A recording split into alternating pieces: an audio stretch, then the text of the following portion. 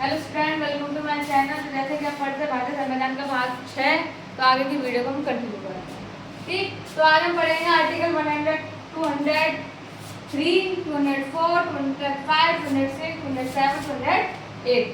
ठीक, तो देखते हैं कि आर्टिकल 203 में क्या दिया गया है। राज्य की संचित निधि, जो राज्य की संचित निधि और सभी राज्यों से मिलाई राजस्व से व्यय करा जाता है, उसके बारे में चर्चा की गई है। राज्य की संचित निधि, राज्य की संचित निधि से सभी राज्य जमा किए जाएंगे, सभी राज्यों से जमा किए राजस्व में जमा किए जाएंगे और उससे ही सारे व्यय किए जाएंगे। आर्टिकल 204 देता है राज्य की संचित निधि का व्यय। आखिरकार हम संचित निधि जो आती है हमारे पास, तो मतलब उसको व्यय कैसे करते हैं। तो राज्य की संचित निधि से व्यय केवल विधानमंडल की अनुमति से किया जाएगा और वह उसका व्यय का उद्देश्य भी क्या होगा, राज्य के लिए ही किया जाएगा। कहीं और आप उस निधि को व्यर्थ नहीं कर सकते या व्यय नहीं कर सकते और बिना विधानमंडल की अनुमति के तो कतई नहीं कर सकते। अब आता है आर्टिकल 205, आकस्मिक व्यय। इमरजेंसी में जो कभी कभी हमें खर्चा करना पड़ता है उसके बारे में बताया गया। यह राज्यपाल का अधिकार होगा। यह अधिकार किसका है?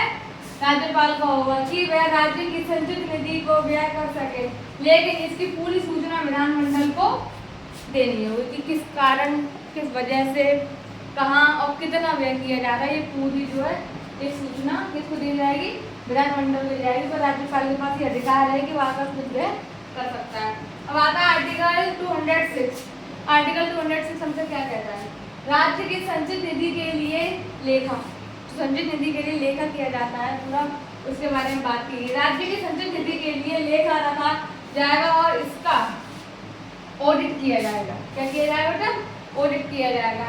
आर्टिकल आता है 207 मतलब 207। आर्टिकल 207 हमसे कहता है राज्य का लेखा और ऑडिट। राज्य के लेखा और ऑडिट की चर्चा की गई है इसमें। राज्य के लेखा और ऑडिट के लिए एक नियंत्रक और महालेखा परिषद होगा। इस पर होगा एक नियंत्रक और महालेखा परिषद होगा जो राज्य के लेखा और ऑडिट का काम करेगा। इसके लिए पूरा एक परिषद बनाएगा जो लेखा और ऑडिट का कार्य करेगा।